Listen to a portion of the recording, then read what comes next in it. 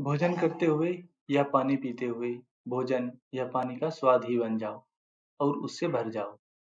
हम खाते रहते हैं, हम खाए बगैर नहीं रह सकते, लेकिन हम बहुत बेहोशी में भोजन करते हैं, यंत्रवत। और अगर स्वाद न लिया जाए, तो तुम सिर्फ पेट को भर रहे हो। तो धीरे-धीरे भोजन करो, स्वाद लेकर करो और स्वाद के प्रति सजग रहो। और स्वाद के प्रति सजग होने के लिए धीरे-धीरे भोजन करना बहुत ज़रूरी है। तुम भोजन को बस निगलते मत जाओ, आहिस्ता-आहिस्ता उसका स्वाद लो और स्वाद ही बन जाओ। जब तुम मिठास अनुभव करो, तो मिठास ही बन जाओ और तब वह मिठास सिर्फ मुँह में नहीं, सिर्फ जीभ में नहीं, पूरे शरीर में अनुभव की जा सकती है। वह सचमुच पूरे शरीर में फैल जाएगी। तुम्हें लगेगा कि मिठास या कोई भी चीज़ लहर की तरह फैलती जा रही है। इसीलिए तुम जो कुछ भी खाओ, उसे स्वाद लेकर खाओ और स्वाद ही बन जाओ। यही तंत्र दूसरी परंपराओं से सर्वथा भिन्न है, विपरीत मालूम पड़ता है। जैन अस्वाद की बात करते हैं। महात्मा गांधी ने तो अपने आश्रम में अस्वाद को एक नियम बना लिया था। नियम था कि खाओ स्वाद के लिए मत खाओ, स्वाद मत लो, स्वाद को भूल जाओ। वे कहते थे कि भोजन आवश्यक है, लेकिन यंत्रवत भोजन करो। स्वाद वासना है, स्वाद मत लो। तंत्र कहता है कि जितना स्वाद ले सको उतना स्वाद लो, ज्यादा से ज्यादा संवेदनशील बनो, जीवंत बनो। इतना ही नहीं कि संवेदनशील बनो, स्वाद ही बन जाओ। अस्वाद से तुम्हारी इंद्रियां मर जाएंगी, उनकी संवेदनशीलता जाती रहेगी और संवेदनशीलता के मिटने से तुम अपने शरीर को, अपने भावों को अनुभव करने में असमर्थ हो जाओगे और फिर तुम अपने सिर में केंद्रित होकर रह जाओगे। और सिर में केंद्रित होना विभाजित होना है। तंत्र कहता है अपने भीतर विभाजन पैदा मत करो। स्वाद लेना सुंदर है, संवेदनशील होना सुंदर है और तुम जितने संवेदनशील होंगे, उतने ही जीवंत होंगे और जितने तुम जीवंत होंगे, उतना ही अधिक जीवन तुम्हारे अंतस में प्रविष्ट होगा। तुम अधिक खुलोगे, उन्मुक्त अनुभव करोगे। तुम स्वाद लिए बिना कोई चीज खा सकते हो, यह कठिन नहीं है। तुम किसी को छुए बिना छू सकते हो, यह भी कठिन नहीं है। हम वही तो करते हैं। तुम किसी के साथ हाथ मिलाते हो और उसे स्पर्श नहीं करते। स्पर्श करने के लिए तुम्हें हाथ तक आना पड़ेगा, हाथ में उतरना पड़ेगा। स्पर्श करने के लिए तुम्हें तुम्हारी हथेली, तुम्हारी उंगलियां बन जाना पड़ेगा। मानो तुम्हारी आत्मा तुम्हारे हाथ में उतर आई है, तभी तुम स्पर्श कर सकते हो। वैसे तुम किसी का हाथ हाथ में लेकर भी उससे अलग रह सकते हो। तब तुम्हारा मुर्दा हाथ किसी के हाथ में होगा, वह छूता हुआ मालूम पड़ेगा, लेकिन वह छूता नहीं है। हम स्पर्श करना भूल गए हैं। हम किसी को स्पर्श करने से डरते हैं, क्योंकि स्पर्श करना कामुकता का प्रतीक बन गया है।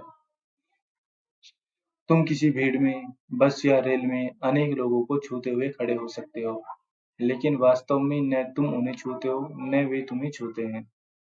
सिर्फ शरीर एक दूसरे को स्पर्श कर रहा है, लेकिन तुम दूर-दूर हो और तुम इस फर्क को समझ सकते हो।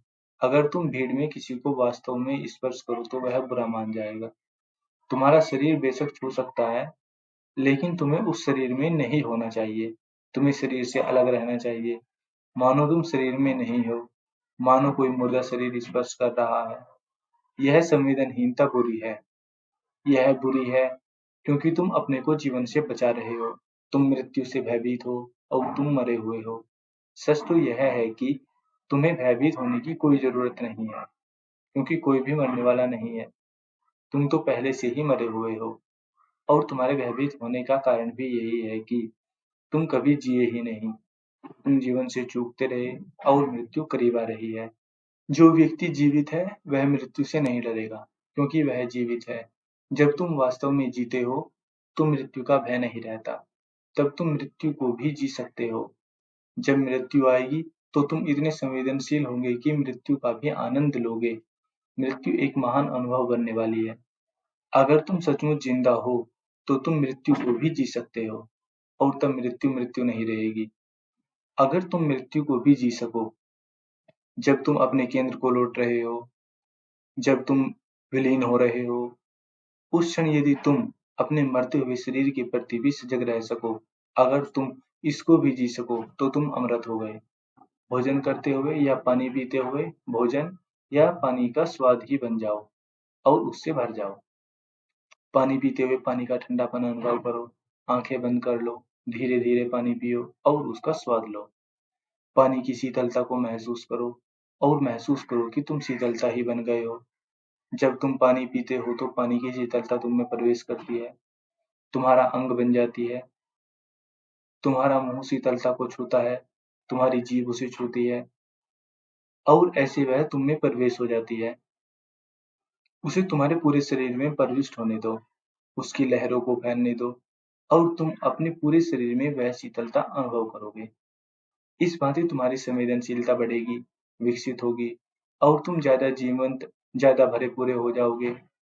हम हताश, रिक्त और खाली अनुभव करते हैं और हम कहते हैं कि जीवन रिक्त है, लेकिन जीवन के रिक्त होने का कारण हम स्वयं हैं। हम जीवन को भरते ही नहीं हैं, हम उसे भरने नहीं देते हैं। हमने अपने चारों ओर एक कवच लगा रखा है, सुरक्षा कवच। हम वल्नरेबल होने से, खुले रहने से डरते हैं। हम अपने को हर चीज से बचा कर रखते हैं और तब हम कब्र बन जाते हैं, मर्द लाशें। तंत्र कहता है जीवंत बनो, क्योंकि जीवन ही परमात्मा है। जीवन के अतिरिक्त कोई परमात्मा नहीं है। तुम जितने जीवंत होगे उतने ही परमात्मा होंगे और जब समग्रतः जीवंत होंगे तो तुम्हारे लिए कोई मृत्यु नहीं है।